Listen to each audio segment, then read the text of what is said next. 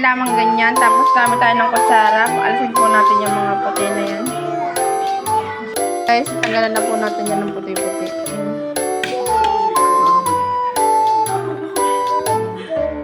Kasi ho, nagpapapait yung puti na yun. Tagalis na natin. Atin pong nagayat na. Sobrang fresh po niya, oh. Atin naman hong pipigain yan sa asin. Okay? Wow, so fresh. Nilagyan na ng asin para ating pipigain naman. Okay, ready na ang ating lutuin. Start. So, mag-start na po tayo magluto. Ayan, unahin natin ang bawang. Ang sibuyas at saka kamatis ipagsamahin. Kasi parehas na yan.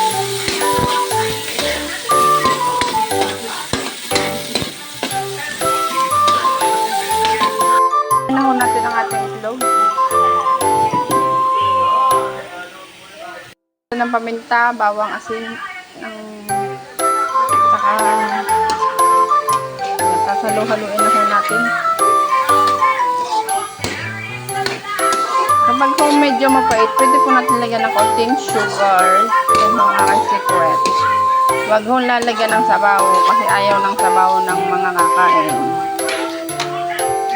Ito na po ang ating ampalaya.